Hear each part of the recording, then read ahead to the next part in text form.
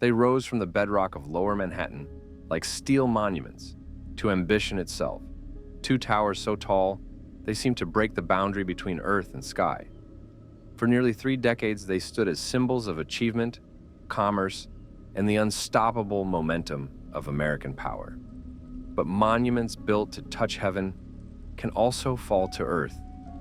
And when they did, the world watched them collapse in real time, taking with them nearly 3,000 lives and leaving behind questions that would echo for generations.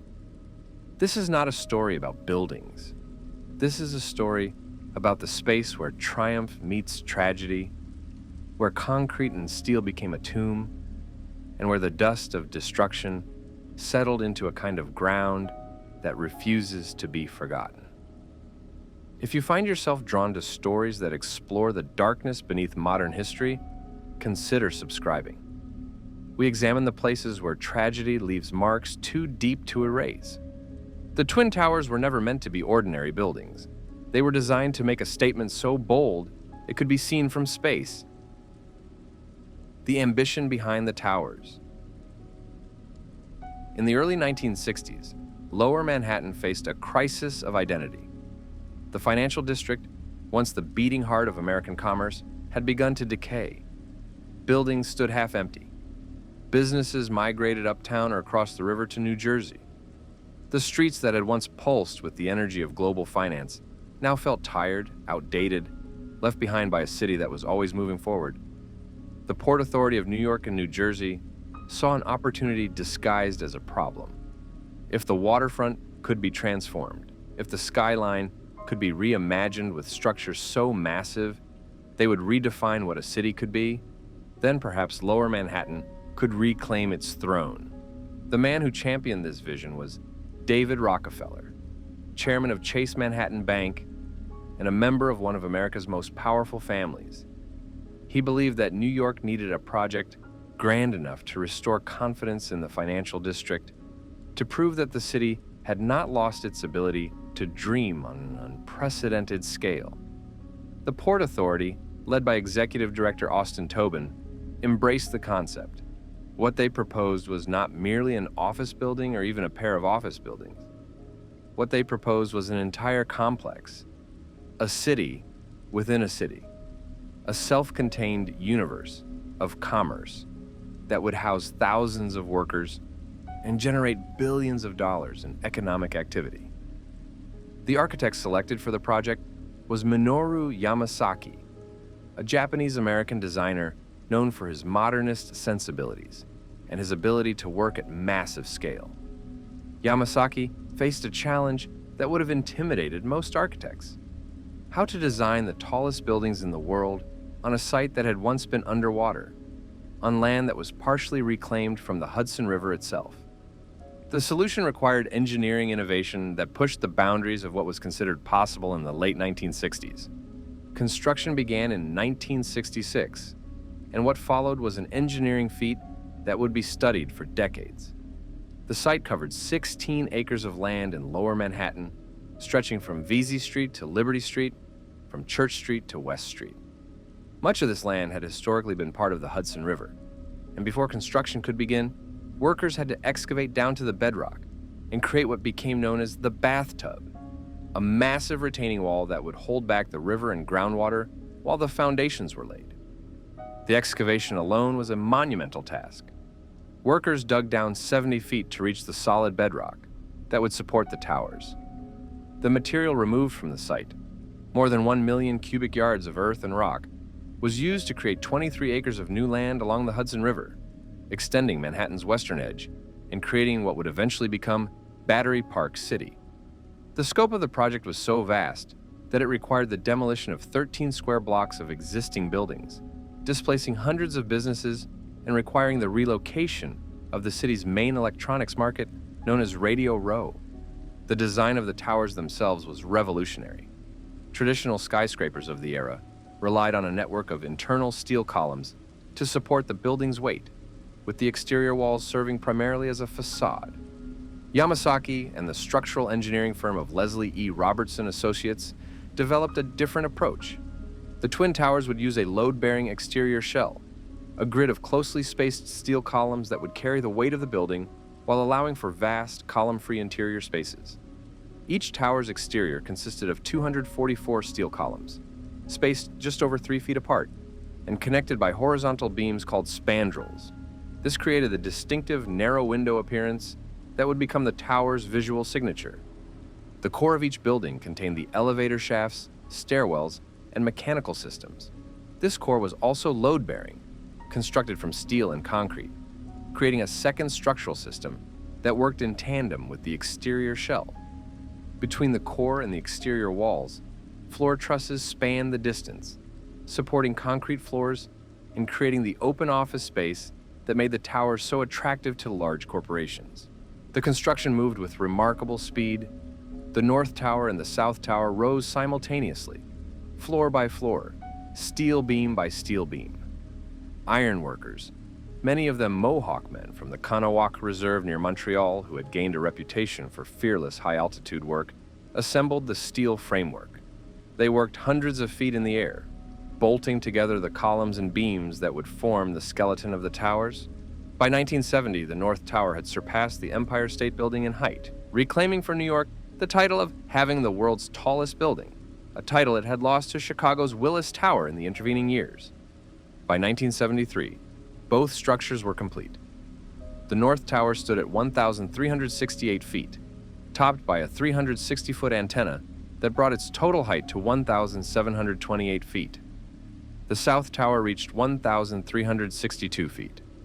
Each climbed 110 stories into the sky, piercing the clouds on overcast days and offering views that stretched for miles in every direction.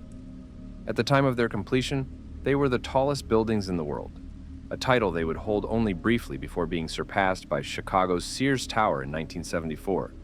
But the symbolic weight of their height would never diminish.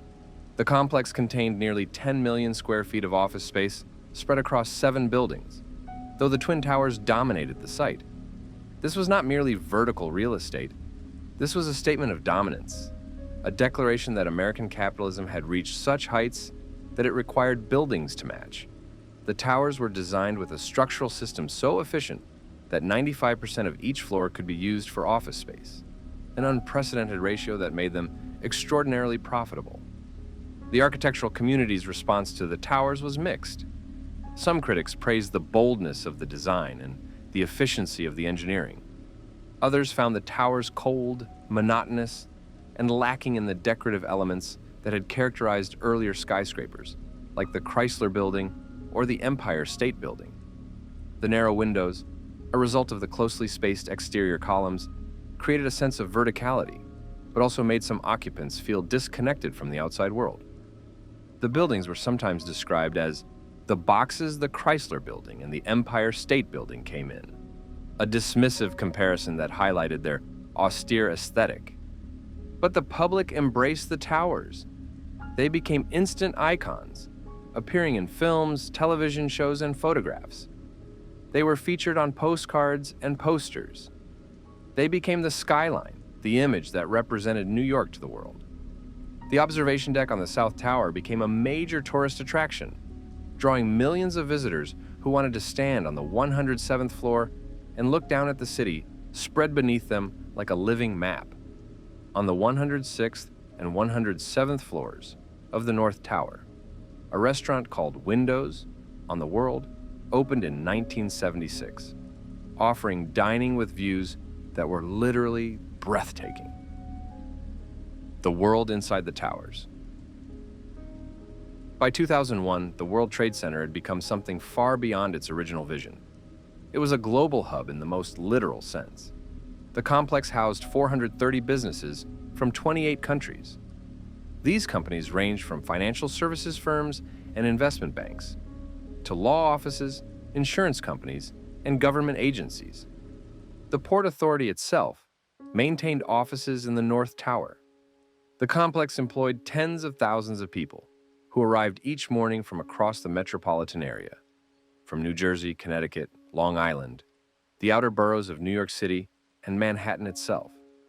The towers hummed with activity from early morning until late at night. Elevators carried people upward at speeds that pressed them gently into the floor. The buildings contained a total of 198 elevators, including express elevators that could travel from the ground floor to the 78th floor sky lobbies in less than a minute. The lobbies were vast and polished, with marble floors and walls, reflecting light from fixtures designed to evoke grandeur and permanence. The ceilings soared overhead, creating a sense of space that felt almost sacred, as if one were entering a cathedral dedicated to commerce rather than worship. Windows on the upper floors offered views that stretched for miles. On clear days, you could see deep into New Jersey, across to Brooklyn, north toward the Bronx and beyond, south toward Staten Island and the Atlantic Ocean. The perspective was godlike, a reminder of how high humanity had learned to build. At night, the towers were illuminated, their windows glowing like a vertical field of stars, visible from miles away and serving as a beacon for ships entering New York Harbor. The daily rhythm of the towers was like that of any major office complex, but amplified by scale. Coffee carts operated in the lobbies, newsstands sold newspapers and magazines. The underground concourse connected the towers to a shopping mall with dozens of stores and restaurants, to the PATH train system that linked New York and New Jersey, and to multiple New York City subway lines. On any given weekday, more than 50,000 people worked in the towers, and another 140,000 passed through the complex as visitors or commuters using the transportation hub below. But perspective has a way of shifting. The towers were not universally loved. Architects continued to debate their aesthetic merits. Some New Yorkers resented their scale, the way they dominated the skyline and cast long shadows over neighborhoods that had existed for centuries. The towers blocked views, altered wind patterns at street level, and created a kind of artificial canyon effect in the surrounding streets. Others found them beautiful in their simplicity, two perfect rectangles that represented order and ambition in a city known for chaos and diversity. Security had always been a concern, though the nature of that concern evolved over time. In 1993, terrorists had detonated a truck bomb in the underground parking garage beneath the North Tower. The explosion killed 6 people and injured more than 1,000. The intent had been to cause one tower to collapse into the other, killing tens of thousands. The plan failed, but the attack demonstrated the tower's vulnerability and the appeal they held as a symbolic target. Security measures were upgraded after 1993, but the focus remained on conventional threats, car bombs, suspicious packages, unauthorized access. The idea that someone might use an airplane as a weapon was considered, but not with the seriousness it deserved. What no one disputed was the tower's significance. They had become more than buildings. They were icons that represented New York, American capitalism, and the global economy. They appeared in films as shorthand for the city itself. They were the backdrop to countless photographs, wedding pictures, tourist snapshots, corporate advertisements. They were the skyline. To imagine New York without them was nearly impossible. And then, on a clear September morning, imagination became irrelevant. The morning of September 11th, 2001. The day began like any other. The sky over Manhattan was cloudless, bright and blue, the kind of blue that makes the city feel infinite, the kind of morning when the air's crisp and the light is perfect, and everything seems possible. People arrived for work, riding the subways and PATH trains, driving in from New Jersey and the outer boroughs, walking from apartments in Battery Park City and Tribeca. Elevators ascended, carrying workers to their floors. Coffee was poured in break rooms. Computers were turned on, meetings were scheduled. The ordinary machinery of commerce and routine spun forward, unaware that within minutes, everything would shatter. At 8:46 in the morning, American Airlines Flight 11, a Boeing 767 that had departed Boston's Logan International Airport at 7:59 a.m., bound for Los Angeles, struck the North Tower. The plane hit between the 93rd and 99th floors on the north face of the building, traveling at approximately 466 miles per hour. The impact was so violent, it was felt blocks away, a shudder that moved through the ground and the surrounding buildings. The sound, a deep, tearing roar that seemed to come from everywhere at once, echoed across lower Manhattan. Witnesses on the street looked up to see a gaping wound in the side of the tower, flames pouring from the point of entry, black smoke beginning its climb into that perfect blue sky. Glass and debris rained down onto the streets below, forcing people to run for cover. At first, confusion ruled. Some believed it was an accident, a terrible malfunction, a pilot error or mechanical failure that had caused a plane to veer off course and strike the building. It seemed impossible that it could be anything else. Others sensed immediately that something was terribly wrong, that the scale of the impact suggested something more deliberate. Emergency services were dispatched immediately. The New York City Fire Department began mobilizing units across the city. Police cordoned off streets.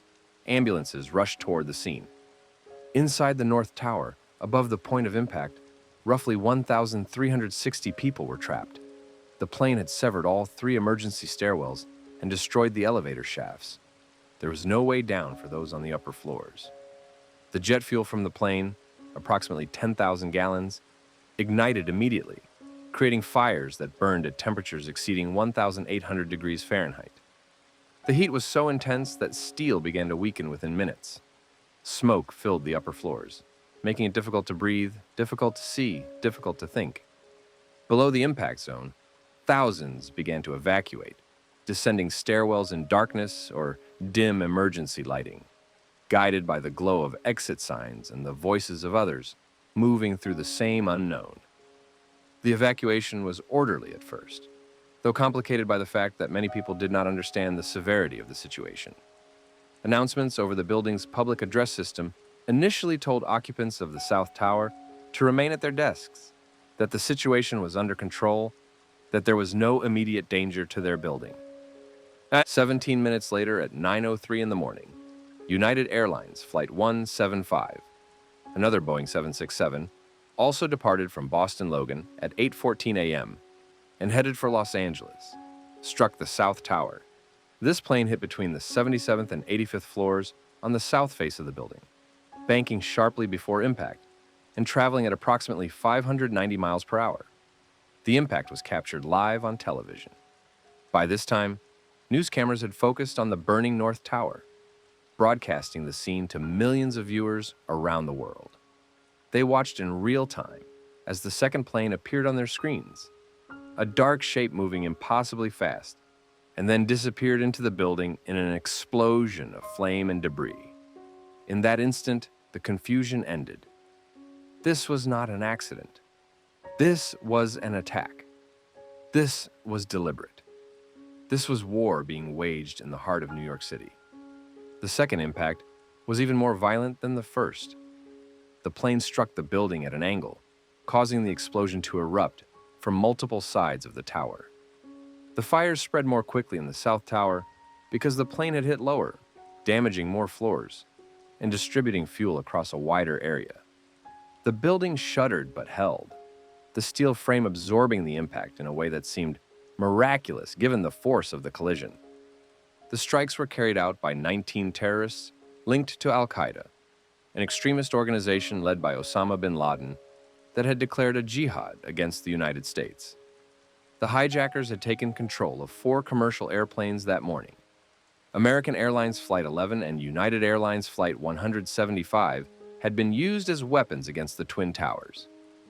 American Airlines Flight 77 would strike the Pentagon in Arlington, Virginia at 9:37 a.m. United Airlines Flight 93, whose hijackers intended to target either the White House or the Capitol building in Washington, D.C., would crash in a field near Shanksville, Pennsylvania at 10:03 a.m. after passengers fought back against the hijackers, preventing the plane from reaching its intended target. But in lower Manhattan, the horror was only beginning. The towers were burning, people were trapped, and the world was watching.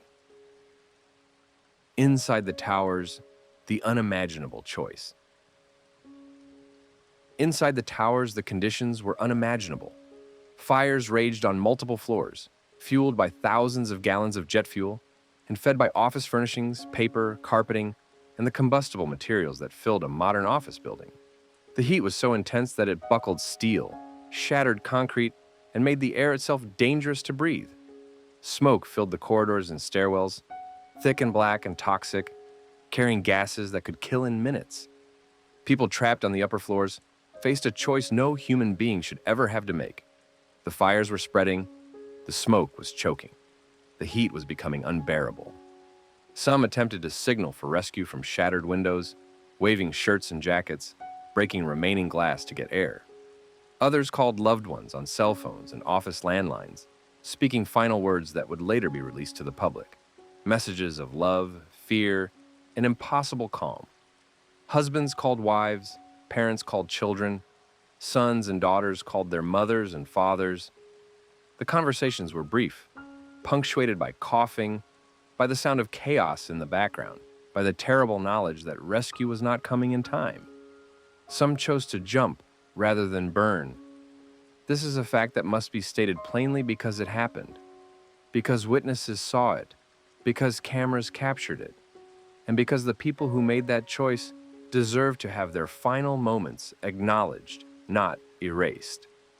Witnesses on the ground reported seeing people falling from the towers, their bodies tumbling through the air in a descent that seemed to last forever, but took less than 10 seconds.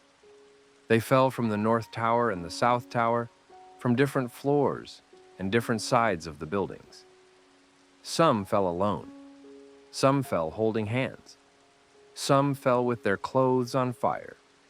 These images, broadcast briefly and then largely withheld from further media coverage out of respect for the victims and their families, became seared into the collective memory of a generation. The people who jumped are sometimes referred to as jumpers, but this word carries implications of choice that may not fully capture the reality of their situation. They did not choose to die. They chose the manner of their death when both options led to the same end. Some experts have argued that many of those who fell may have been overcome by smoke and heat, and may have fallen accidentally while trying to find breathable air at the windows. Others suggest that the act was a final assertion of control, in a moment when all control had been stripped away. What is certain is that at least 100 people fell or jumped from the towers that morning. The exact number will never be known because many bodies were never recovered, and the chaos of the scene made precise documentation impossible. At 9:59 in the morning, 56 minutes after being struck, the South Tower collapsed. It began with a rumble that grew into a roar, a sound unlike anything most people had ever heard. Witnesses described it as the sound of a freight train, of thunder, of the earth splitting open. The top floors of the building tilted slightly to the east, the structure beginning to fail at the point of impact. For a moment, it seemed as though the upper section might topple off the building, falling to the side and sparing the floors below. But the weight of the collapsing floors, each floor weighing millions of pounds, created a force so massive that the structure beneath could not resist. The top section accelerated downward, and the entire building folded into itself in a cascade of failure that took less than 10 seconds. 110 stories of steel, concrete, glass, and human life compressed into a pile of rubble and dust. The collapse sent a pyroclastic cloud of debris surging through the streets of Lower Manhattan, a wall of gray ash and pulverized material that chased people for blocks, engulfing them in darkness. The cloud was a mixture of concrete dust, asbestos, glass particles, office paper, and the atomized remains of everything and everyone that had been inside the building. It moved at speeds approaching 60 miles per hour, faster than people could run, filling the air so completely that visibility dropped to zero. People caught in the cloud described the terror of being unable to see, unable to breathe, certain they were about to die. Some took shelter in lobbies and stores and the doorways of buildings. Others kept running, guided by instinct and the hope that if they could just keep moving, they might escape. The dust coated everything: streets, cars, people. It turned the world monochrome, gray on gray, erasing color and definition and leaving behind a landscape that looked like the aftermath of a volcanic eruption. At 10:28 in the morning, 102 minutes after being struck, the North Tower collapsed in the same catastrophic manner. The pattern of failure was identical. The structure buckled at the point of impact. The floors above collapsed onto the floors below. The weight created an unstoppable cascade.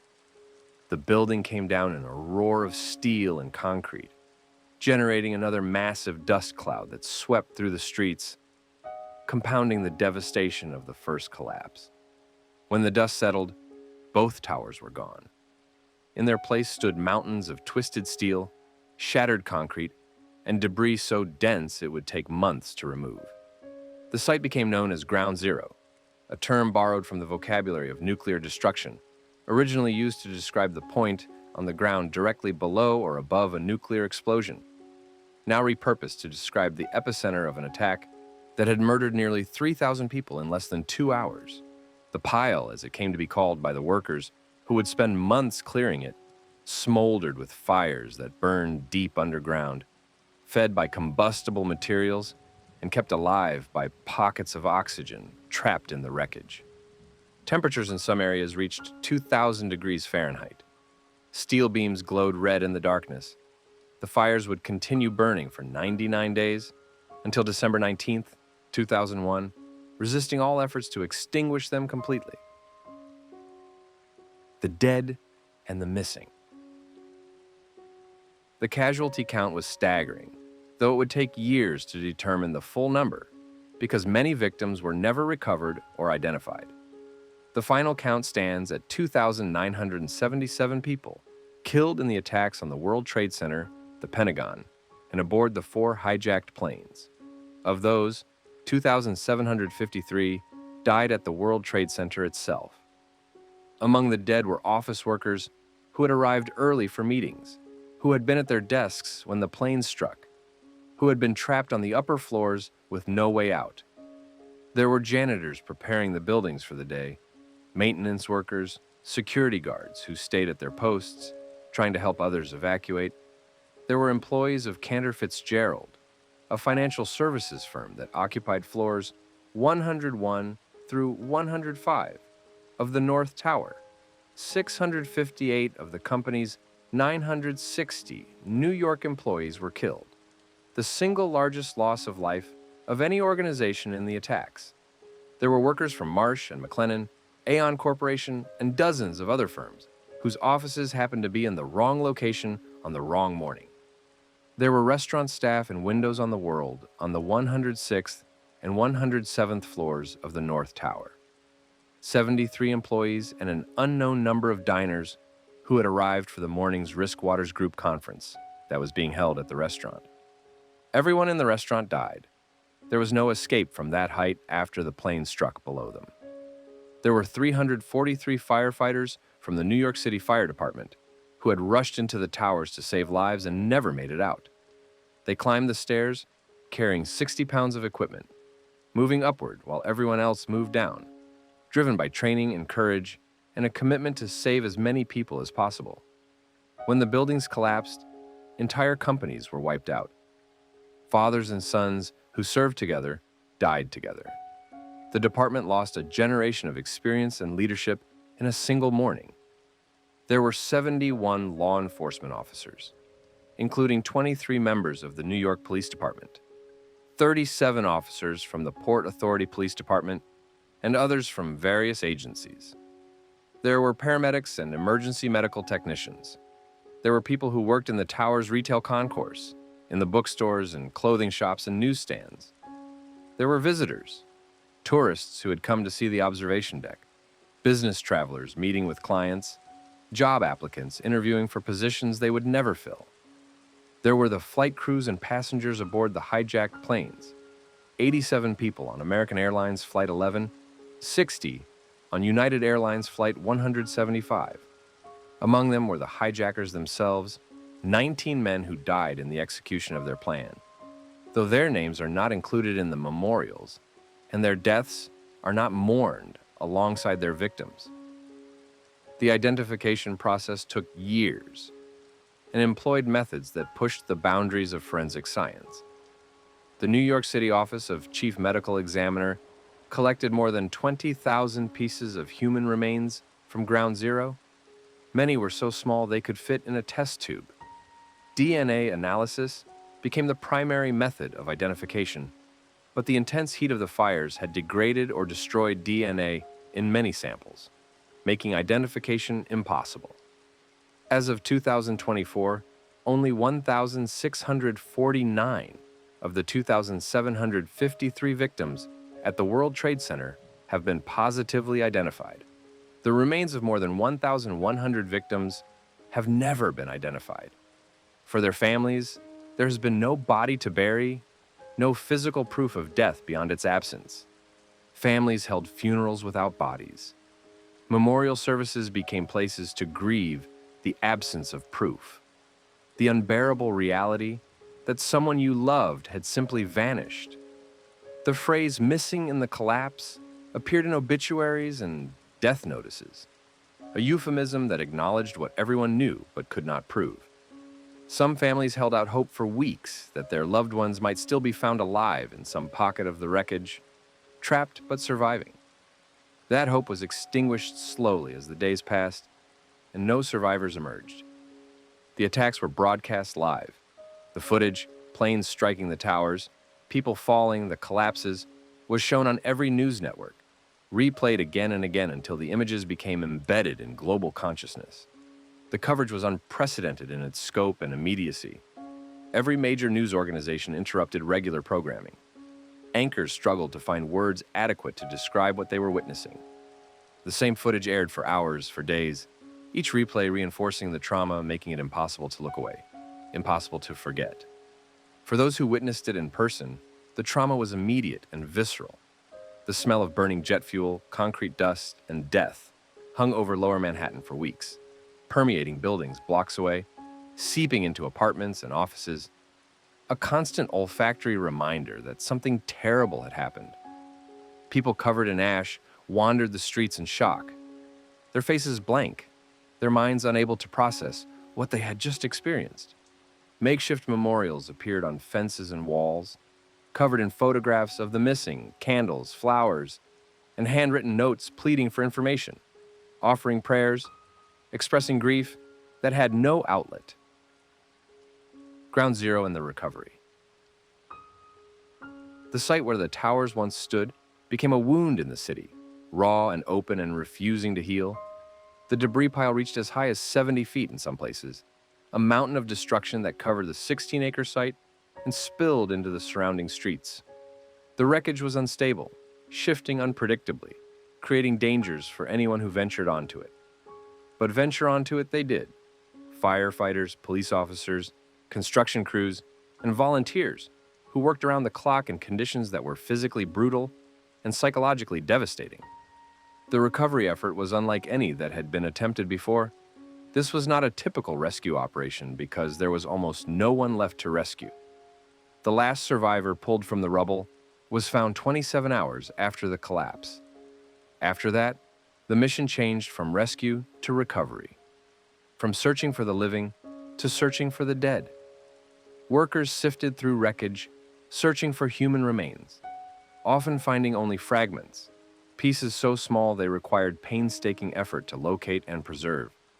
The air quality was toxic, filled with asbestos, pulverized glass, lead, mercury, and chemicals from the burning materials.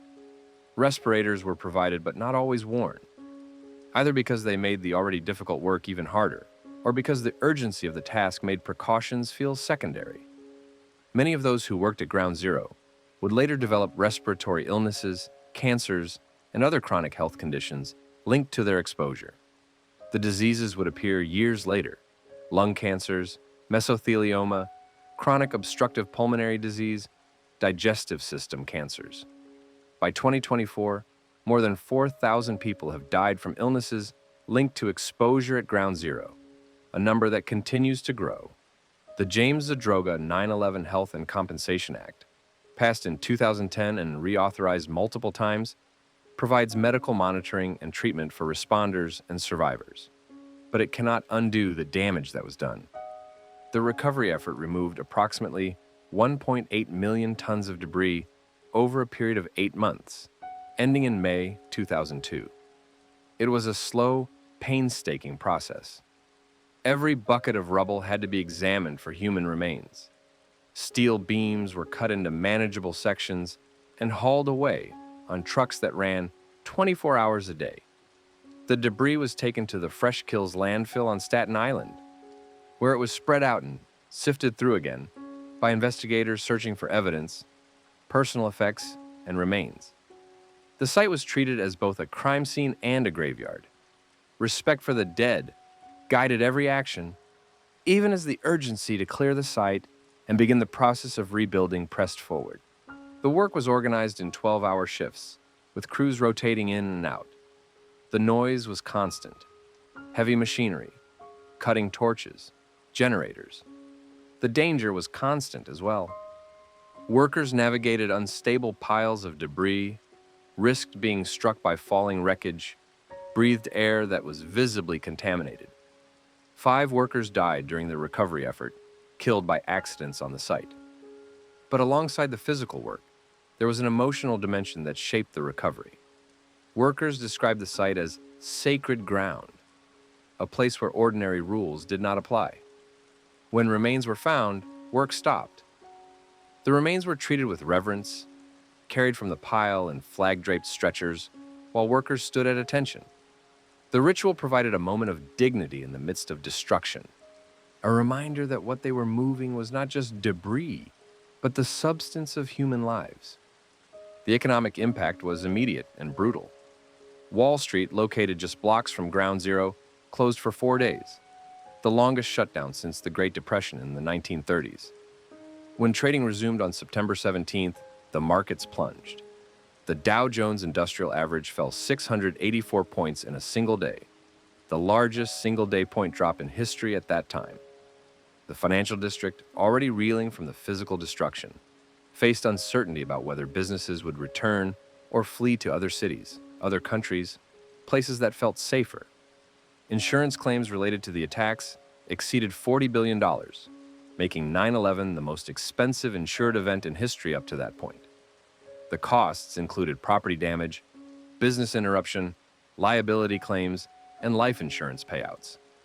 The airline industry, suddenly perceived as vulnerable and dangerous, saw a collapse in passenger confidence. Airlines laid off thousands of workers. Security protocols were overhauled almost overnight, transforming air travel into an experience defined by scrutiny and suspicion. The screening procedures that passengers take for granted today, removing shoes, limiting liquids, full-body scanners, all emerged from the post-9/11 security environment. The response: war and security. The political response was swift and far-reaching. Within days, President George W. Bush declared a war on terror, a phrase that would come to define American foreign policy for the next 2 decades. The United States identified al-Qaeda and its Taliban hosts in Afghanistan as the primary targets. On October 7, 2001, American and coalition forces launched military operations in Afghanistan with the stated goals of dismantling al-Qaeda and removing the Taliban from power. The war would stretch across 2 decades, becoming the longest military conflict in American history, outlasting the presidencies of Bush, Barack Obama, and Donald Trump, before ending in a chaotic withdrawal in August 2021 under President Joe Biden. The war in Afghanistan cost more than $2 trillion and claimed the lives of more than 2,400 American service members, along with tens of thousands of Afghan civilians, soldiers, and insurgents. The goal of destroying al-Qaeda was partially achieved. Bin Laden was killed by U.S. Special Forces in Pakistan in May 2011, but the broader mission of establishing a stable, democratic government in Afghanistan ultimately failed. When American forces withdrew in 2021, the Taliban returned to power, capturing Kabul in a matter of days and erasing much of what the United States had claimed to accomplish. In November 2002, the Department of Homeland Security was created, consolidating 22 federal agencies under a single umbrella focused on preventing future attacks. The new department absorbed the Immigration and Naturalization Service, the Secret Service, the Coast Guard, and many other agencies, creating a bureaucracy designed to coordinate intelligence, secure borders, and respond to emergencies. The Transportation Security Administration, TSA, was established as part of this reorganization, fundamentally altering the experience of air travel. Passengers were subjected to rigorous screening processes. Shoes had to be removed. Liquids were restricted to containers of 3.4 ounces or less. The casual ease of pre-9/11 air travel, when family members could accompany travelers to the gate and security was relatively minimal, became a relic of a vanished era. In March 2003, the United States invaded Iraq, citing concerns about weapons of mass destruction and alleged links between Saddam Hussein's regime and terrorism. Both claims would later be discredited. No weapons of mass destruction were found. No operational links between Iraq and al-Qaeda were established. But the war proceeded nonetheless, toppling Hussein's government and plunging Iraq into years of sectarian violence, insurgency, and instability. The Iraq War cost more than $1 trillion and claimed the lives of more than 4,400 American service members. Iraqi civilian casualties are estimated to number in the hundreds of thousands, though precise figures remain disputed. The geopolitical consequences of the post-9/11 wars reshaped international relations, strained alliances, and created new cycles of violence and instability. The invasion of Iraq in particular fractured the international coalition that had supported the war in Afghanistan. Allies like France and Germany refused to participate, and the United Nations declined to authorize the invasion. The wars fueled anti-American sentiment across the Middle East and contributed to the rise of new extremist groups, including ISIS, which emerged from the chaos of post-invasion Iraq. At home, surveillance programs expanded dramatically. The USA Patriot Act, passed by Congress in October 2001, with minimal debate and overwhelming support, granted the government broader powers to monitor communications, conduct searches, and detain individuals suspected of terrorism. The act allowed for the collection of phone records, email metadata, and financial transactions without traditional warrants. The National Security Agency expanded its surveillance programs, collecting vast amounts of data on both foreign nationals and American citizens. These programs remained largely secret until 2013, when former NSA contractor Edward Snowden leaked documents revealing the extent of the surveillance. Civil liberties advocates warned that fear was being weaponized to justify overreach, that the balance between security and freedom was tilting dangerously toward authoritarianism. The debate over security versus freedom became a defining tension of the era, one that continues today. Proponents of the expanded surveillance argued that it prevented future attacks and provided intelligence necessary to combat terrorism. Critics argued that it violated constitutional protections against unreasonable searches and seizures, that it eroded privacy, and that it set dangerous precedents that could be abused by future administrations. The Victim Compensation Fund was established in 2001 to provide financial support to families of those killed and to survivors dealing with injuries and trauma.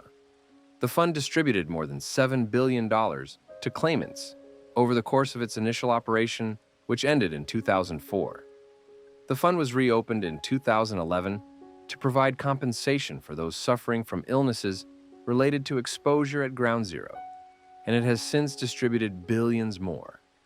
But no amount of money can compensate for the scale of the loss, a truth acknowledged by every person who accepted a settlement.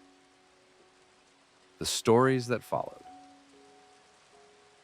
In the years after the attacks, stories began to emerge. Stories that existed in the space between documented fact and rumor, between collective grief and the need to make sense of the incomprehensible. Some people who worked in the area surrounding Ground Zero reported strange experiences in the weeks and months after the collapse. There were accounts of individuals claiming to have seen figures in the dust clouds during the collapse, shapes that resembled people, but moved in ways that defied explanation, appearing and disappearing in the gray chaos. These stories circulated quietly, shared in online forums and late-night conversations among first responders and survivors. No credible evidence supported these claims, and many dismissed them as the result of trauma, grief, or the brain's tendency to find patterns in chaos, to see faces in clouds and meaning in randomness. Others spoke of dreams, recurring nightmares in which the towers were still standing, still burning, still collapsing in an endless loop. Psychologists documented widespread symptoms of post-traumatic stress disorder among survivors, first responders, and even those who had simply watched the events unfold on television. The mind, it seemed, could not process what it had witnessed. The normal mechanisms of memory and emotion buckled under the weight of the images, creating a kind of psychological injury that would take years to heal, if it healed at all. There were stories of premonitions, people who claimed to have had feelings of dread on the morning of September 11th, who had called in sick to work, who had changed their commute at the last minute, who had, for reasons they could not explain, decided not to go into the office that day. Some of these accounts were verifiable. Seth MacFarlane, creator of the television show Family Guy, missed American Airlines Flight 11 due to a hangover and a miscommunication with his travel agent about departure times. Mark Wahlberg was scheduled to be on the same flight, but changed his plans at the last minute. These stories are documented and confirmed. Others were likely the result of hindsight, the human tendency to rewrite memory in the light of what we later learned. Psychologists call this hindsight bias, the inclination to perceive past events as having been more predictable than they actually were.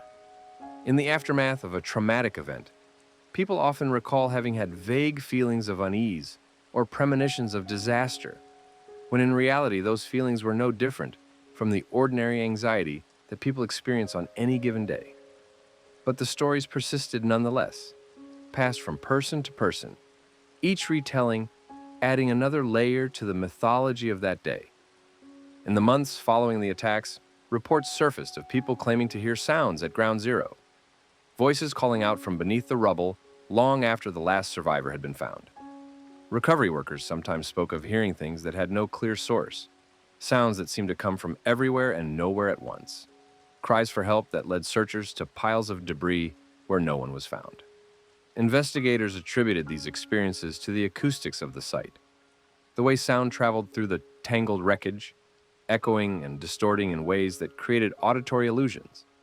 The stress and exhaustion that recovery workers endured, 12-hour shifts in hazardous conditions, the constant awareness that they were standing on a mass grave, also likely contributed to altered perception. But the stories lingered. In oral histories collected from first responders, some described moments when they were certain they heard voices, only to realize there was no one there. Others described a sense of presence, a feeling that they were not alone even when they were working in isolated sections of the pile. These experiences are documented in interviews and testimonies, though they are typically framed as psychological phenomena rather than supernatural ones. There were those who believed the site itself had become haunted, that the sudden violent deaths of so many people had left an imprint on the land, a kind of psychic residue that sensitive individuals could perceive. According to local lore and accounts shared in paranormal communities online, some visitors to the area reported feeling overwhelming sadness, a sense of being watched, or the impression that they were not alone. These claims were never substantiated through formal investigation. No credible paranormal research teams produced evidence that would withstand scientific scrutiny. But belief does not require evidence. For some, the experience of standing where the towers once stood was enough to create a sense of presence, a feeling that the dead had not entirely departed. Skeptics pointed to the power of suggestion, the way trauma and collective memory can shape perception. The human brain is wired to find meaning in tragedy, to construct narratives that provide comfort or explanation. In the absence of closure, people create stories. When we know that a place is associated with death, we are primed to interpret ambiguous stimuli, a cold breeze, a shadow, a sound, as evidence of the supernatural. This is not dishonesty or delusion. It is a normal function of human psychology, the way we make sense of experiences that feel significant, even when they cannot be explained. The role of the media and legend. The media's role in shaping the narrative of 9/11 cannot be overstated. The attacks were the most documented disaster in history up to that point. Cameras captured every moment, from the first impact to the final collapse, from the debris clouds to the recovery effort. The footage was replayed endlessly, analyzed frame by frame, embedded in documentaries, news specials, and retrospectives. The images became iconic, but they also became a kind of visual trauma, reinforcing the horror each time they were shown. News coverage in the immediate aftermath was continuous. Networks suspended regular programming for days, providing wall-to-wall coverage of the attacks, the response, and the early stages of the recovery. Anchors worked marathon shifts, guiding viewers through events that none of them were prepared to report. The coverage was raw and emotional. Reporters wept on air. Correspondents at Ground Zero described scenes they struggled to put into words. The professional distance that typically characterized journalism dissolved in the face of the enormity of what had happened. As the years passed, stories about the towers began to take on the characteristics of legend. Some were rooted in fact but embellished over time. Others were pure fabrication, spread through the internet, and repeated until they acquired the veneer of truth. There were claims of government foreknowledge, conspiracies involving controlled demolitions, allegations of cover-ups and hidden motives. These theories proliferated online, in self-published books, in documentary films that presented themselves as investigative journalism, but relied on speculation, misrepresentation of evidence, and selective quotation of experts. Investigations, including the official 9/11 Commission report, published in 2004, and independent engineering studies conducted by the National Institute of Standards and Technology, debunked these theories repeatedly. The towers collapsed because they were struck by planes traveling at high speed, carrying thousands of gallons of fuel, and because the resulting fires weakened the structural steel beyond its capacity to bear weight. The physics of the collapse were consistent with what engineers would expect under those conditions. The evidence was overwhelming and unambiguous, but conspiracy theories thrive in the soil of uncertainty and grief. For some, the official explanation was insufficient. The scale of the tragedy demanded a more complex narrative, a hidden hand, a deeper meaning. The idea that 19 men with box cutters could bring down the towers and kill nearly 3,000 people seemed too simple, too random, too terrifying in its implications that the world was less controllable than we wanted to believe. Conspiracy theories offered an alternative. The attacks were not the result of chaos and vulnerability, but of deliberate planning by powerful actors.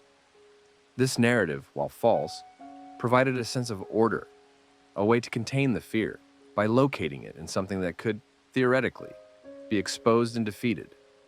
These theories were not supported by credible evidence, yet they persisted, becoming part of the folklore surrounding the towers. Polls conducted in the years after the attacks showed that a significant minority of Americans believed some version of the conspiracy theories. The numbers varied depending on how the questions were asked, but they consistently revealed that belief in alternative explanations was not confined to a fringe. It had entered mainstream consciousness, facilitated by the internet's ability to spread information and misinformation faster and more widely than ever before. At the same time, genuine mysteries remained.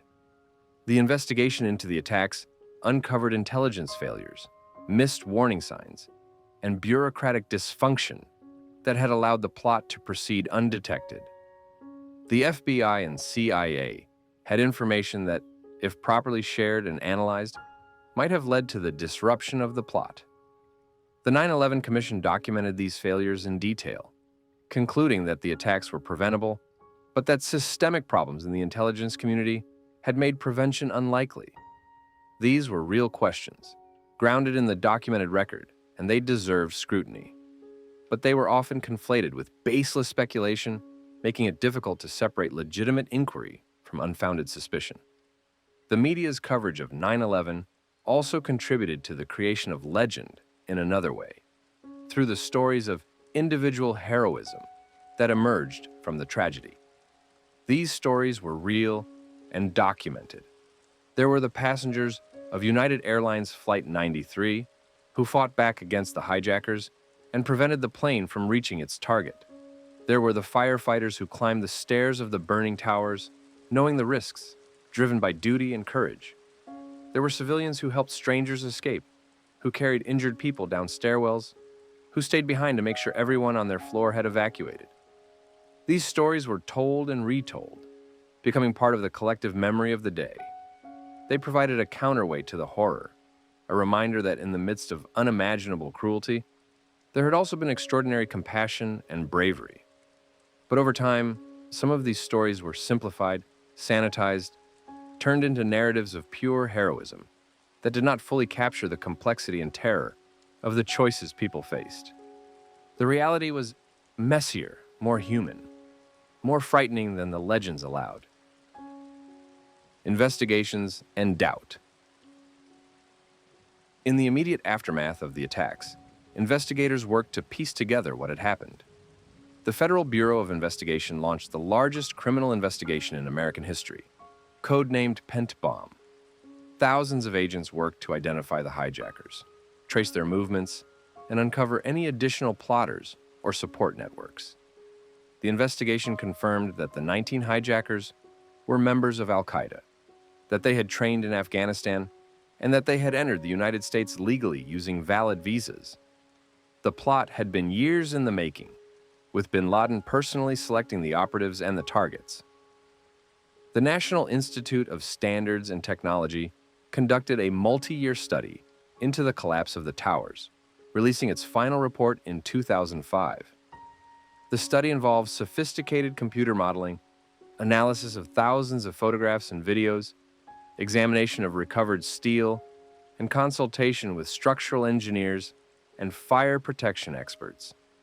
The findings concluded that the buildings collapsed due to the combined effects of the initial impact damage and the subsequent fires. The heat from the fires caused the floor trusses to sag, pulling the exterior columns inward until the structure could no longer support itself. Once the collapse began, it was unstoppable. Each falling floor increased the force on the floors below, creating a progressive collapse that accelerated as it descended. Structural engineers reviewed the findings and largely concurred. The design of the towers, while innovative, had a vulnerability that became catastrophic under the specific conditions of the attack. The buildings had been designed to withstand the impact of a Boeing 707, the largest commercial airliner in service when the towers were designed in the 1960s. But the Boeing 767s that struck the towers on September 11th were larger, carried more fuel, and were traveling faster than the designers had anticipated. Skeptics raised questions about the speed of the collapse, the way the buildings seemed to fall almost straight down, and the reports of explosions heard by witnesses. These questions were addressed in detail by the NIST report and subsequent studies. The speed of the collapse, approximately 10 seconds for each tower, was consistent with gravitational acceleration once the structural failure began. The reports of explosions were attributed to the sound of floors, pancaking, gas lines rupturing, electrical transformers blowing, and other violent events associated with the collapse. Paranormal investigators also took an interest in the site, though their work was largely dismissed by mainstream researchers. Some claimed to have recorded unexplained electromagnetic fluctuations in the area around Ground Zero. Others reported feeling sensations of cold, dizziness, or emotional distress when visiting the site. Environmental scientists pointed to more mundane explanations. The presence of dust, chemicals, and ongoing construction could easily account for physical symptoms. What remained after all the investigations and studies was a core of unknowability. Not about how the towers fell, that was understood, but about the experience of those final moments for the people inside, about the choices they faced, about what they felt and thought as the world collapsed around them. That knowledge died with them. The site today. Ground Zero is no longer a pile of rubble. The site has been transformed, rebuilt into something that attempts to honor the past while asserting a future. The process of deciding what to build on the site was contentious, involving years of debate among architects, city planners, politicians, victims' families, and the public. Some argued that nothing should be built on the site, that it should remain a memorial and nothing more. Others believe that rebuilding was an act of resilience, a refusal to let terror dictate the future of the city. The National September 11th Memorial and Museum opened in 2011, a decade after the attacks. The design by architect Michael Arad and landscape architect Peter Walker is simple and powerful. Two massive reflecting pools, each nearly an acre in size, occupy the exact footprints of the original towers. Water cascades down the walls of each pool, falling 30 feet before disappearing into a central void that seems bottomless. The sound of the water creates a constant, soothing presence that muffles the noise of the surrounding city. Around the edges of the pools, the names of the 2,977 victims are inscribed in bronze, alphabetized within affinity groups to allow friends and coworkers to remain together in memory, family members near each other, people who died together remembered together. The museum, located below ground in the space that was once the foundation of the towers, contains artifacts recovered from the site. Visitors descend into the bedrock, into the space where the towers once stood, and encounter objects that survived the collapse: twisted steel beams, a crushed fire truck, the survivors' stairs that allowed hundreds to escape, personal belongings of the victims, including wallets, shoes, photographs. The exhibits are curated with care, balancing the need to document history with respect for the dead. The museum does not shy away from the horror of the attacks, but it presents that horror in a context that emphasizes remembrance and understanding rather than exploitation. One section of the museum is particularly difficult for many visitors, an area that addresses the people who jumped or fell from the towers. The exhibit is discreetly marked, allowing visitors to choose whether to enter. Inside, a recording plays the sounds from the street that morning, including the impacts of bodies hitting the ground, sounds that witnesses described as among the most traumatic aspects of the day. The exhibit has been controversial.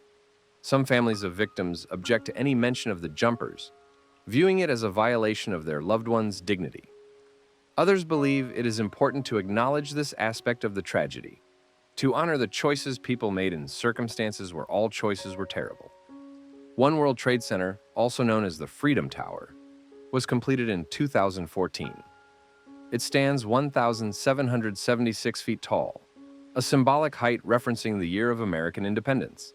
It is now the tallest building in the United States and the seventh tallest in the world. The design, by architect David Childs of Skidmore, Owings, and Merrill, is sleek and modern, with a fortified base designed to withstand attacks. The lower floors are clad in heavy concrete and blast-resistant glass. The building tapers as it rises, creating a form that echoes the Statue of Liberty's torch. At the top, a spire extends the building's height to its symbolic total. The building represents resilience, a refusal to let fear define the skyline. But it also represents a changed reality. Security is rigorous. Access is controlled. The open public plazas that characterize the original World Trade Center have been replaced by spaces designed with security in mind. The building is impressive, but it is not the same as what came before. It cannot be. The world changed on September 11th, and the architecture reflects that change. But the memorial and the new tower do not erase the past. They exist alongside it, a physical manifestation of the tension between remembrance and moving forward. The site holds both simultaneously, the absence of the towers and the presence of what has been built in their place. Visitors to the memorial often report feeling a profound sense of sadness. Some describe it as oppressive, a weight that settles over them as they read the names and watch the water fall into the voids. Others find it peaceful, a place where grief is acknowledged and given form. The experience is deeply personal, shaped by individual memory and connection to the events of that day. Those who lost loved ones visit to leave flowers, to touch the names, to stand in the place where their family members, friends, and colleagues died.